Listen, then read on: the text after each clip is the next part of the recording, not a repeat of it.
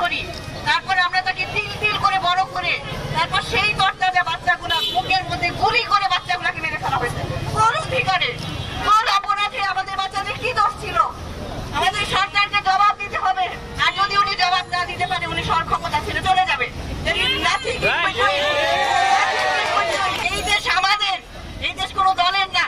আমরা মুক্তিযুদ্ধ করে এই দেশ পেয়েছি, এই দেশ কোনো দলের না, কোনো দলের না। আমাদের রক্তে এই দেশ কেনা, কারো বাপের দেশ না এটা। আপনাদের মনে রাখতে হবে, আজকে যে বাচ্চাগুলো মারা গেছে সেই বাচ্চাগুলো আমাদের বাচ্চা।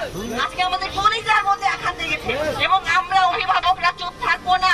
আমাদের লাশের উপর দিয়ে আপনাদের যেতে হবে, আমাদের লাশের উপর দিয়ে আপনাদের যেতে হবে। এরপর যদি আপনারা একটা গুলি চালান, আমরা রাস্তায় নামবো, আমাদের গুলি করবেন, তারপর আমাদের বাচ্চাদের গায়ে হাত দিবেন, তারপর আমাদের বাচ্চাদের হাত দিবেন। আপনারা বাসায় বাসায় ঢুকে বাচ্চা উঠিয়ে নিয়ে যান। আমার 2টা ইউনিভার্সিটিতে পড়া বাচ্চা, আমি রাতে ঘুমাতে পারি না। কেন? আমরা কি গাজায় আছি নাকি? আমরা আসলে কি করতে চাচ্ছিলাম আর কি করতে পারছি এটাই আসলে আমরা বুঝতে পারছি না। আমরা শুধু বাবা মা, আর কিছু না। এখানে যারা আমরা আসছি, আমরা প্রত্যেকে খালি বাবা মা, লাখ লাখ বাচ্চার বাবা মা। আমার 2টা বাচ্চা, কিন্তু আমি কি আমাকে শুধুই ওই 2টা বাচ্চার মা বলতে পারি? আর কি সবার মা নয়? তাহলে যিনি প্রথম, যিনি আছেন আমাদের মাথার উপরে, উনিও একজন কারো না কারো মা। আমার ধারণা উনি আমাদেরও মা হওয়ার কথা ছিলেন, হয়তো পারেন নাই বা পেরেছেন, আমি জানি না।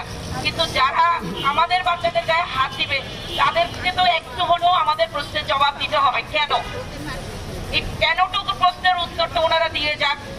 আমাদের প্রথম দিনে 6টা বাচ্চা কেন চলে গেল, অন্তত এইটুকুর জবাব দিক। বাকিগুলোর কথা নয় পরেই আমরা বলবো।